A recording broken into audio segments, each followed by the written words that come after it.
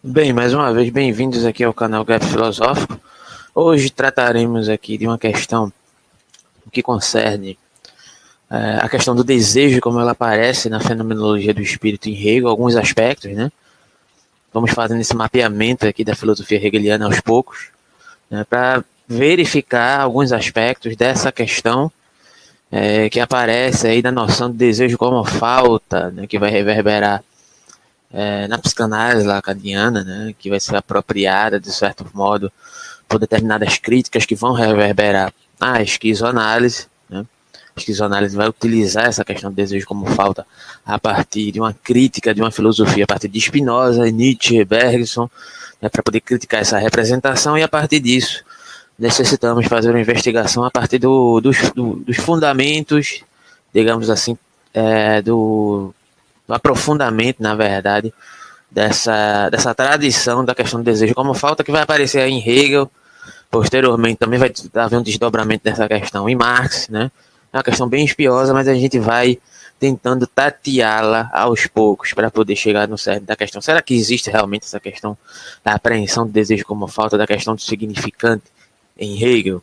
Tudo indica que sim, entretanto a gente precisa tratar dos pormenores, né? Porque apenas afirmar que sim, sem tratar dos pormenores, mesmo que seja aos poucos, porque é uma questão extremamente densa, prolongada, articulada, né, desdobrada, até que a gente vai tentando identificar esses movimentos. Então, a partir deste artigo aqui do Marcos Vinícius da Conceição Felizardo, ele vai tratar justamente, né, da questão da vista, da forma, da falta em Hegel, na fenomenologia do espírito, né, como isso aparece em Hegel, alguns aspectos que a gente vai tratar aqui nesse vídeo, não vai estar nem como dar conta das questões do artigo inteiro, mas parte do pressuposto do confronto da filosofia hegeliana com Kant. Né? A primeira pretensão de Hegel é superar a dicotomia kantiana da relação sujeito-objeto, e através desse suposto movimento dialético, né? Digo suposto movimento dialético, pois, como estudiosos em Hegel, sabe, Hegel não jamais falou em dialética,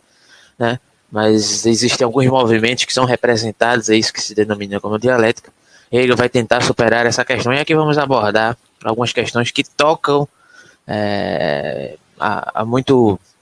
de forma muito sucinta, né, essa questão com Kant, para poder partir e como aparece essa noção do desejo em Hegel, e poder fazer uma dedução parcial nesse vídeo, se essa noção parcial de desejo em Hegel, da fenomenologia do espírito, ela pode ser abarcada por uma perspectiva, digamos assim, de uma apreensão na falta no sistema dialético hegeliano. E aí sigamos na leitura e fazendo comentários, né? O termo representação tem uma significação sui generis na prosa hegeliana, herdada principalmente do cartesianismo e do idealismo alemão, e que no mais das vezes é pejorativo. Isto é, as representações, ao fixarem significações, estabelecem uma identidade do objeto avessa ao dinamismo e às mediações de qualquer tipo. Ou seja, a representação ela necessita, e aqui já é um desdobramento, na verdade, do confronto kantiano, da questão do idealismo alemão, que de certa maneira vai se defrontar com Kant. De certa forma, Kant está, entre aspas, inserido aí em alguns aspectos dessa tradição, né? Há uma reverberação de Kant nessa perspectiva, né? Enfim, e aí sigamos, né? Alguns pensadores desse idealismo alemão, por muitas vezes até alguns comentadores incluem Kant na perspectiva do idealismo alemão, mas aí já é outra questão, né? Mas a maioria desses pensadores, como Schiller, Schelling, o próprio Hegel, né, vão se tornar reagentes à filosofia kantiana, digamos assim, né?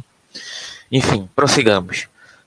Isto é, as representações, ao fixarem significações que estabelecem a identidade do objeto, a avesso ao dinamismo e as mediações de qualquer tipo, ganham na obra hegeliana um sentido específico. Onde há representação, não há propriamente ainda dialética, já que no trabalho do negativo, o trabalho da dialética é fazer com que essas representações fixas passem a sofrer uma espécie de curto-circuito, em que aquilo é inicialmente negado, em seguida adquira papel especial. Essa questão do curto-circuito é uma questão muito interessante que aparece num texto que a gente comentou aqui sobre. Aparece de outra forma, é óbvio, né? Mas como, de certa maneira, a lógica, e aí já é outro livro de Hegel, né? A lógica de Hegel, vai, de certa forma, colocar à prova a questão das noções aristotélicas, da lógica, da questão do terceiro excluído, né, e etc., da lógica tradicional, e como é que Hegel vai poder erigir um determinado sistema que não possa erigir-se a partir do verdadeiro e do falso, já que o movimento dialético ele mantém a negação de si dentro dos seus aspectos transitórios, dentro do escopo do devir, como concebido pela perspectiva hegeliana, e que insere, de certa forma, essa negatividade, que insere o nada na transição desse suposto, digamos assim, coloquemos entre aspas, reconhecimento, né, que vai aparecer nessa transitoriedade a partir do movimento dialético. E aí, alguns comentadores lá nesse vídeo, eu vou colocar posteriormente esse vídeo aí na indicação no card, aí, que vai aparecer em algum lugar na tela, em algum momento, né? Como Hegel enfrenta alguns problemas acerca dessa questão do verdadeiro e do falso, porque é necessário ele dar um certo salto, né, para, de certa forma, conceber, e alguns comentadores interpretam dessa forma, para poder considerar, digamos assim, a sua crítica à lógica tradicional que se estabeleceu, um novo erigir de lógica surge em Hegel, mas que não pode se dirigir, de certa maneira, ao mundo prático de maneira, digamos assim, confiável ou verossímil, por mais que a relação de Hegel se pretenda relacionar-se com o mundo prático, abstrair o movimento do real, se trata disso, né? Mas necessariamente para um mundo objetivo, né, como o mundo social, né, que permanece objetivo, não poderíamos utilizar costumeiramente ou comumente para poder validar a perspectiva da dialética hegeliana em relação às perspectivas objetivas, como se dão no mundo, guiados por essas regras, digamos assim, né? E aí, supostamente, o próprio sistema hegeliano não poderia ser validado porque ele enfrentaria um certo curto-circuito, uma certa explosão. E, de certa forma, diante dessa perspectiva, a opção que Hegel opta por, de certa maneira, não explodir o seu próprio sistema é, em certa medida, através de outros parâmetros, a sentir a noção do verdadeiro e do falso por determinadas perspectivas comuns, né, para não totalizar a questão da dialética no modo geral. Mas isso está lá no vídeo, aí vocês, se tiverem interesse, dá uma olhada. É sobre dialética e dialeteísmo, né, em Hegel. É um texto bem interessante. Mas aí, seguindo, né, em que aquilo que é inicialmente negado, em seguida adquire papel essencial. Esse ponto de partida e, ao mesmo tempo, objeto de crítica, dá o tom das ambiguidades presentes na relação entre Hegel e Kant. Porém, no que tange o tema do presente trabalho, ou seja, esse texto que está sendo explorado aqui, é inegável olhar o negativo que o autor dirige a certos enunciados de seu predecessor.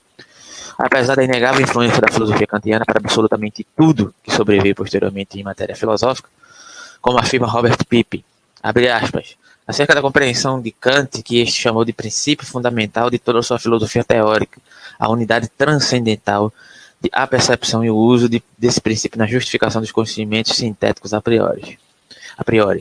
No percurso da fenomenologia, Hegel identifica certos pressupostos na filosofia kantiana que não passaram devidamente pelo tribunal da razão.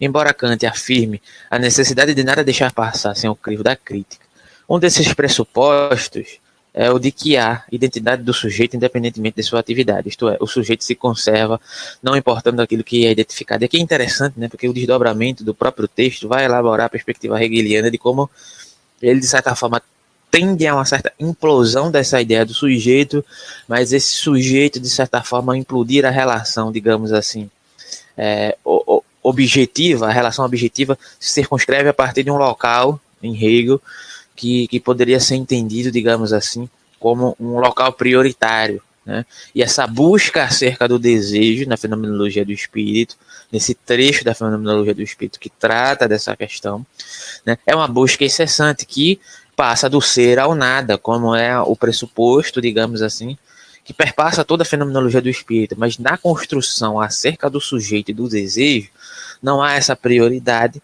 né, mas há um mesmo plano de atividade disso que nós entendemos como sujeito e como o real, ou como a natureza, né, chamemos assim aqui, que de certa forma o desejo tende a uma busca de uma determinada essencialidade, entretanto o movimento dialético que concerne a todas as composições do que pode ser abstraído da composição do real, ele tende a explodir esse sujeito. Então, essa busca do sujeito é uma busca incessante que de certa forma se abarca e desabarca ao mesmo tempo acerca de determinadas representações do significante, entretanto, sempre tem como parâmetro, de certa maneira, uma busca de algo que falta nesse sujeito por determinados parâmetros inseridos na concepção do devir. E aí aparece a questão do desejo como falta na minha interpretação, né? Mas sigamos aqui, vamos adiantar um pouco esse texto para poder chegar exatamente na questão do desejo. Aqui ele vai falar um bocado de Kant, né? Sobre a questão da objetividade e etc.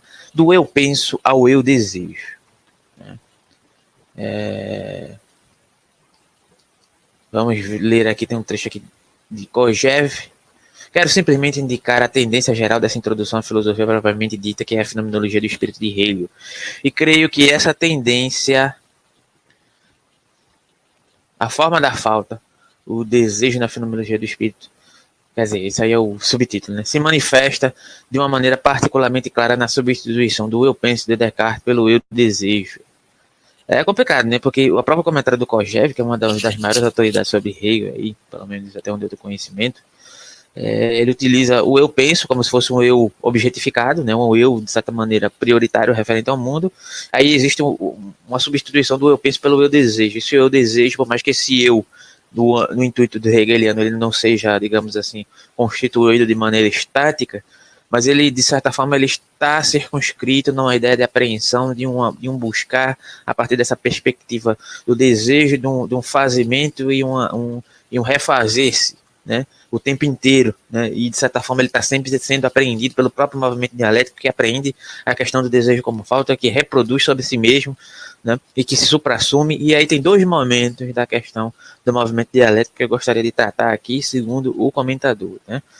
O desejo tem como característica fundamental uma negatividade que lhe é interna, ou seja, já assumiu a perspectiva dessa negatividade, né, dentro do âmbito do desejo.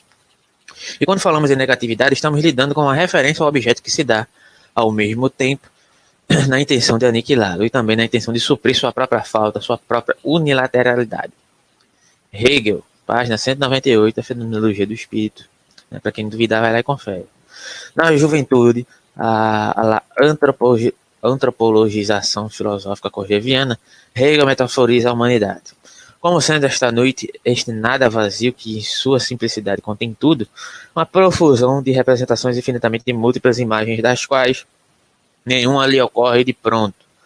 Hegel, página 175, Fenomenologia do Espírito. Falta de si para si a partir da presença do outro. Falta a consciência de si, a verdade da certeza de si mesma. E dessa forma o desejo se constitui como uma ação negativa de destruição da alteridade e satisfação dessa falta. É assim, essencialmente um nada revelado, um vazio irreal. Kojève. Ele deve ser entendido como a própria consciência de si. Não à toa, Hegel diz que ela é desejo em geral.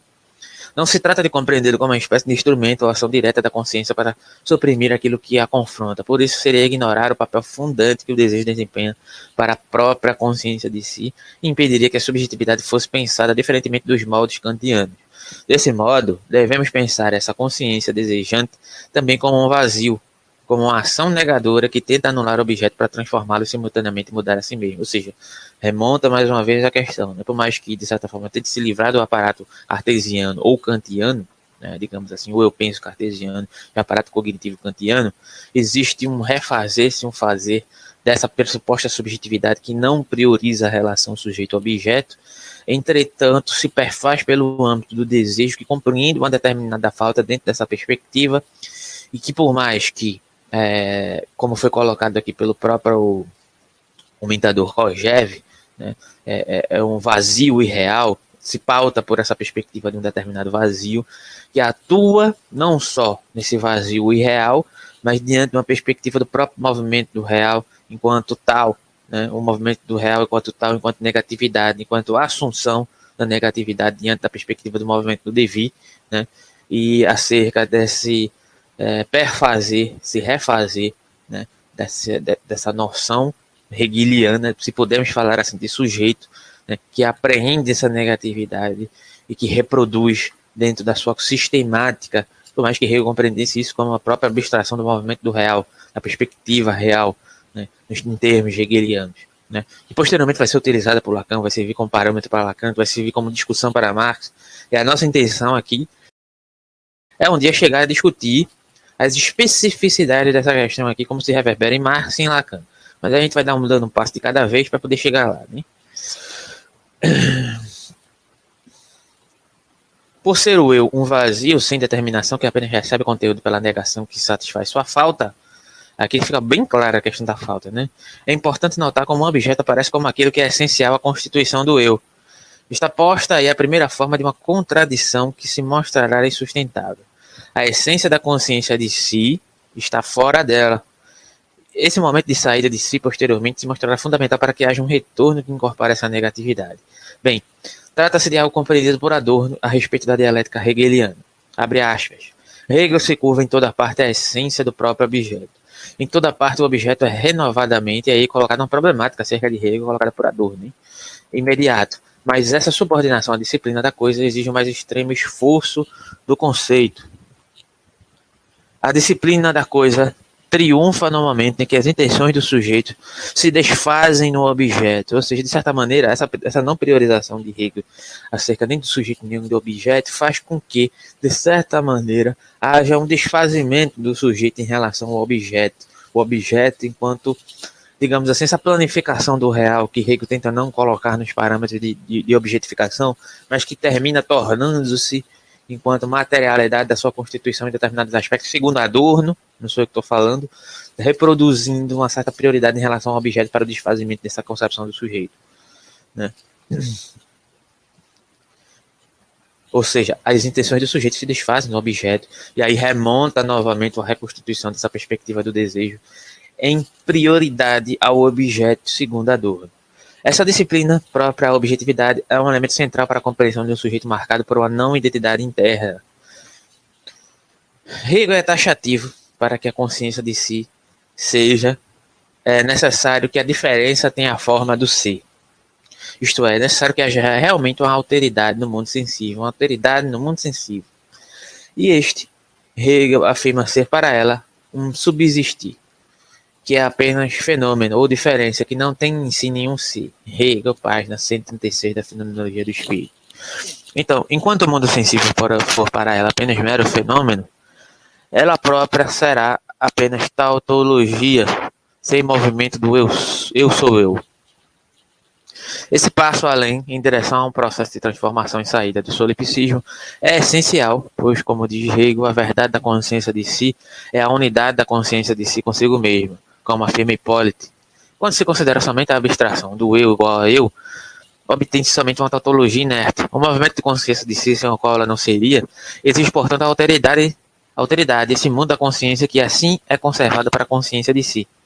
É conservado, porém, não mais como ser em si, objeto que reflete passivamente a consciência, mas como objeto negativo, que deve ser negado a fim que a consciência de si se estabeleça na negação do ser outro, sua própria unidade consigo mesmo. Esse momento de negação, como vimos, é o desejo. O desejo necessariamente obter uma perspectiva de negação para um refazer e um refazer dessa perspectiva de uma constituição de um sujeito que não pode representar-se a partir desse eu igual a eu, mas necessariamente, como colocou o Adorno, precisa de uma certa instância de prioridade, digamos assim, uma dependência conceitual desse desfazimento no objeto, né, que esvazia essa concepção do eu enquanto uma representação tautológica dessa constituição do eu, né, que é o que Hegel quer destituir. Entretanto, há algumas problemáticas colocadas por esses comentadores. Sendo assim, o que está em jogo é a oposição entre a autoafirmação do eu como essencial e, no entanto, a mediação pela alteridade do mundo sensível. Essa presença que há de ser liquidada para que ela possa se afirmar como idêntico, essa contradição entre dependência e independência não pode integrá-la, deve ser superada na devastação do objeto, mostrando que o objeto não é nada, que é marcado para ela com um sinal negativo. Repetindo, a mediação pela alteridade no mundo sensível, essa presença que há de ser liquidada para que ela possa se afirmar como idêntico, essa contradição entre dependência e independência não pode integrá-la, deve ser superada na devastação do objeto, mostrando que o objeto não é nada, que é marcado para ela como sinal do negativo.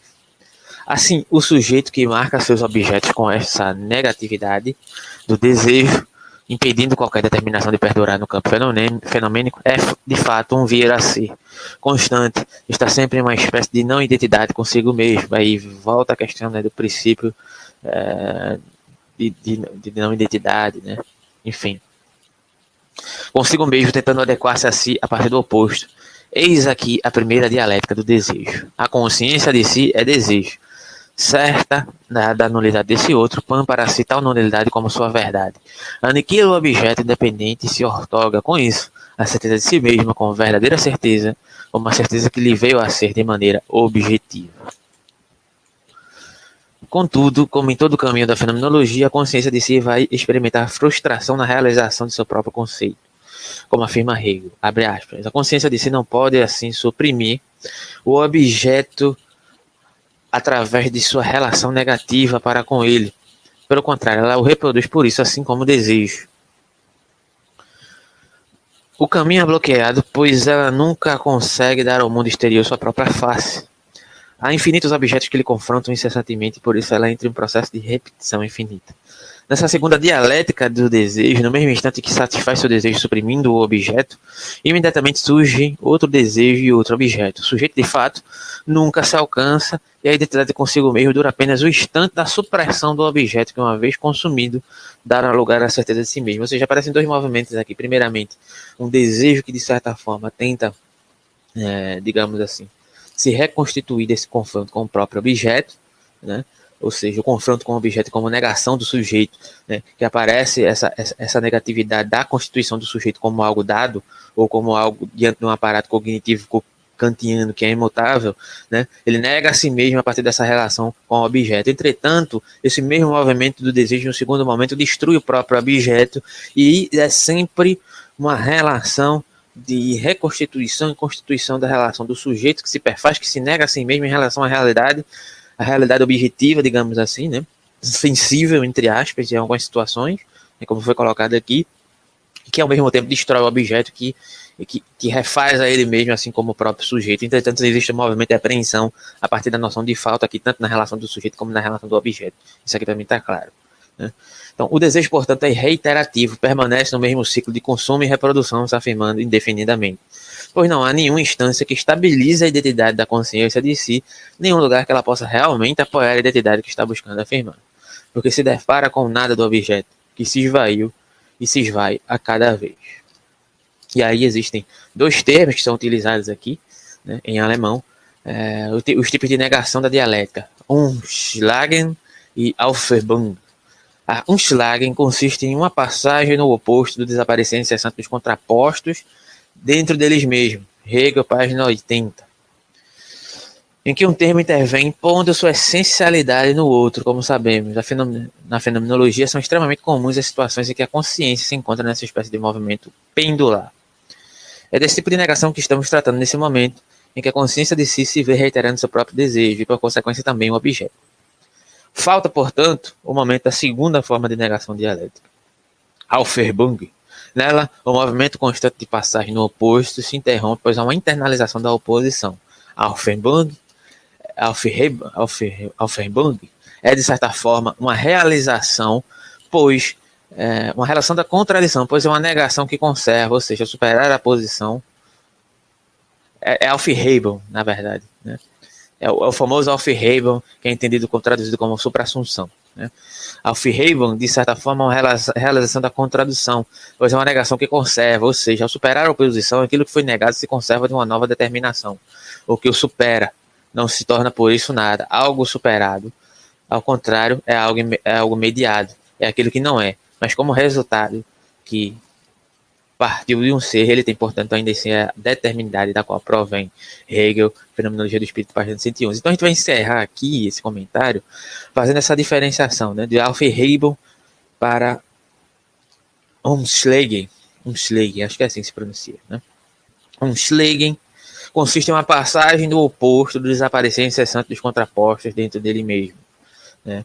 Em que um termo intervém pondo sua essencialidade no outro, ou seja, essa questão aqui que a gente acabou de colocar a partir do artigo, né? Justamente essa contradição da relação sujeito-objeto que Hegel tenta superar a partir do esvaziamento desse eu substancial, em relação à objetividade, que de certa forma nega a si mesmo a partir dessa correlação, né, em uma passagem ao seu oposto, desaparecendo, utilizando esse desaparecimento incessante dos contrapostos a partir deles mesmos, né, do primeiro movimento. Já o Aufhebung é aquele que contrapõe, mas ao mesmo tempo mantém algo, né? É como se o sujeito se relacionasse com objetos, negando e negando a si mesmo, mas ao se transformar, ele mantém algo da própria objetividade e algo daquela constituição do sujeito que permanece em uma certa movimento espiral que, de certa forma, vai poder chegar a uma aspiração mais adequada em relação a essa noção da abstração do real. Então, mais ou menos, foi isso que eu queria comentar hoje, né? Esses comentários para poder abstrair, né, de como em Hegel também aparece essa ideia da questão do desejo como falta, né, como forma, como é aplicada aqui, né, o desejo como forma, a falta como forma apresentada aqui, está presente, né? Não é uma questão que aparece em filósofos como Deleuze criticando Hegel, que é vazia. Existe um significante apreendido ali, que vai reverberar em filosofias como a filosofia psicanálise, como a psicanálise lacaniana, tá? Isso está presente lá. Então a gente vai fazer uma série de vídeos aqui, pegando alguns trechos desse artigo, de outros artigos, de outros comentários, do próprio Hegel posteriormente, né, para poder fazer esse comentário e deixar isso aqui explicitado, certo?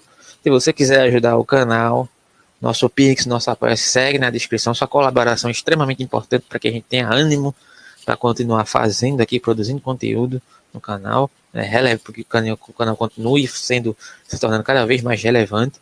Agradecimento aos apoiadores, etc. Aos que se mantêm, aos que não puderam se manter, e aos que vão poder, digamos assim, contribuir conosco, passar a contribuir conosco. Nosso Pix, nosso apoio segue na descrição, assim como nossos grupos gratuitos de estudos e o nosso grupo colaborativo da Genealogia da Moral, com preço acessível. É só entrar em contato conosco nos links da descrição ou deixa a sua mensagem aí na caixa de comentários. Então, por hoje é só, e até o próximo vídeo do Gap Filosófico.